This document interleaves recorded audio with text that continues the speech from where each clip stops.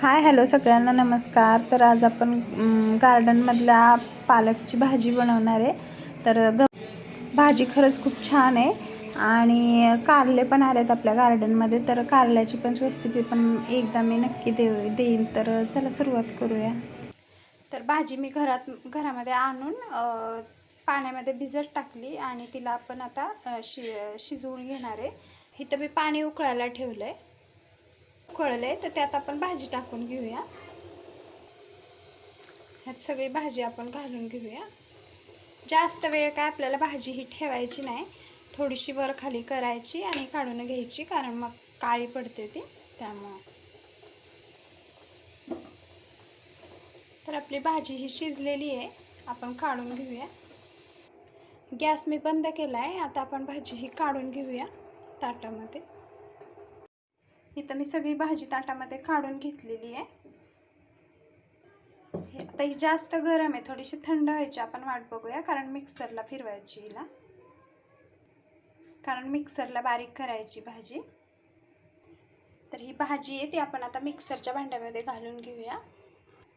तर भाजी सगळी मी मिक्सरमध्ये घालून घेतलेली भांड्यामध्ये. थोडंसं लसूण आहे आणि हिरवी मिरची ती घालून घ्यायची आपल्याला. चवीपुरतं मीठ घालायचं. थोडेसे शेंगदाणे आहेत ते घालून घेऊया. हे आपण सगळं मिक्सरला फिरवून घेऊया. मिक्सरला फिरवून झालेलं आहे. तर ही भाजी बघू शकता आपण. तर ही आपली भाजी मिक्सरला बारीक करून घेतलेली आहे. आता आपण फोडणी देऊया. पातेल्यामध्ये तेल घालूया. तेलामध्ये काहीच नाही, फक्त जिरं घालायचं. लसूण वगैरे आपण भाजीमध्ये ऑलरेडी घातलेलं आहे. जिरं घालूया. ते घालून घेऊया आता. तर हे भांडच मी धुवून पाणी टाकते.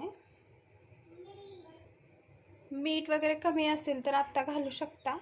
आणि मी मगाशी शेंगदाणे थोडेसेच घातलेले, म्हणून थोडंसं कूट वरून टाकते, शेंगदाण्याचं कूट, आणि असं हलवून घ्यायचं. आता उकळी येईल भाजीला. तर उकळी आली की गॅस कमी करून 5-7 मिनटं शिजू द्यायची. ती उकळलेली आहे. तर आता गॅस कमी करूया आणि थोडा वेळ शिजू देऊया. तर आपली भाजी खाण्यासाठी तयार झालेली आहे. तर आता आपण गॅस बंद करूया.